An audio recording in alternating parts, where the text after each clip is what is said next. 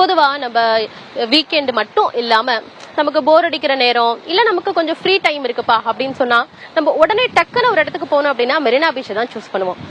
ஆனா இங்க விமானப்படை சாகச நிகழ்ச்சிக்கான ஏற்பாடுகள்லாம் நடந்துட்டு இருக்கு. அதை பத்தி நம்ம செய்தியாளர் சுரேஷ்குமார் சொல்றாரு, என்னன்னு கேளுங்க.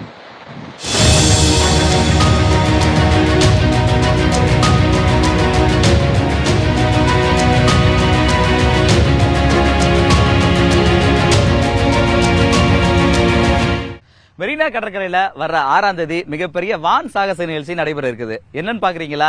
இந்த விமானப்படை தினத்தை ஒட்டி இந்த சாகச நிகழ்ச்சிக்கு ஏற்பாடு பண்ணிருக்காங்க. கடந்த 2003 ஆண்டு தான் இதுக்கு முன்னாடி இந்த மாதிரி சாகச நிகழ்ச்சி சென்னையில் நடந்துச்சு.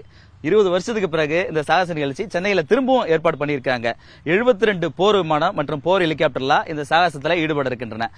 குறிப்பா பார்த்தோம்னாக்கா ஒரு விமானமும் இன்னொரு விமானமும் ரொம்ப குறுகிய இடைவெளியில கிராஸ் பண்ணி போறது, மேல கீழே பறக்கிறது, அது மட்டும் இல்லாம ரொம்ப தரைக்கு ரொம்ப நியர்ல வந்துட்டு போறது, அப்புறம் டான்ஸ் ஆடுற மாதிரிலாம் விமானங்கள் ஹெலிகாப்டர்லாம் இந்த சாகசத்தில் ஈடுபட இருக்கா சொல்றாங்க. சென்னையை பொறுத்த வரைக்கும் இந்த மக்களுக்கு ஒரு மிகப்பெரிய ரிலாக்ஸேஷனா மெரினா தான். இந்த மெரினால ஒரு சாகச நிகழ்ச்சிக்கு ஏற்பாடு பண்ணியிருக்கிறாங்க. இதுக்காக இந்தியாவில் பல்வேறு இடங்கள்ல இருந்தும் இங்க வர இருக்கிறாங்க. 15 லட்சத்துக்கும் மேற்பட்ட மக்கள் இந்த சாகசத்தை பார்க்க வருவாங்கன்னு சொல்றாங்க. இதுக்காக நம்ம பார்த்துட்டு இருக்கோம். சென்னையில் இருக்கக்கூடிய ஏராளமான இந்த மெரினா கடற்கரையில் இருந்த கடைகள்லாம் அகற்றப்பட்டிருக்குது. ஏன்னாக்கா இந்த சாகச நிகழ்ச்சி ஒரு 2 கிலோமீட்டர் தொலைவுக்கு வான்பரப்பில் நடந்தாலும் கீழேயும் மக்கள் வந்து போறதுக்கு வசதியாகவும் மேலும் வேற எந்த இடையூறு இல்லாமல் இருக்கிறதுக்காக இந்த ஏற்பாடு பண்ணிருக்காங்க.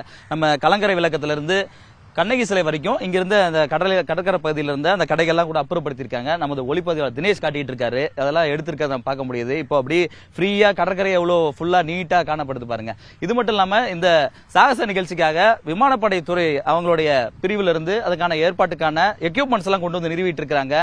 இந்த எக்யூப்மெண்ட் வச்சுதான் அன்னைக்கு அதெல்லாம் கண்ட்ரோலிங் எல்லாம் நடக்கும். சென்னையில் நடக்கக்கூடிய இந்த விமானப்படை சாகச நிகழ்ச்சி 6ஆம் தேதி நடக்க இருந்தாலும் 2ஆம் தேதியில இருந்து இதுக்கான ஒத்திகை ஏற்பாடுலாம் நடைபெற தொடங்கிடும் சொல்றாங்க. 1ஆம் தேதி பிற்பகல்ல இருந்தே கூட தொடங்குறதுக்கான வாய்ப்பு இருக்குன்னு கூட சொல்லிட்டு இருக்காங்க. சென்னைக்கு ஒரு மிகப்பெரிய ஒரு மக்களுக்கான ஒரு என்டர்டைன்மெண்டா இது அமையும்னு நம்ம எதிர்பார்க்கலாம். புதிய தலைமுறைக்காக ஒளிப்பதிவாளர் தினேஷோடு சுரேஷ்குமார்.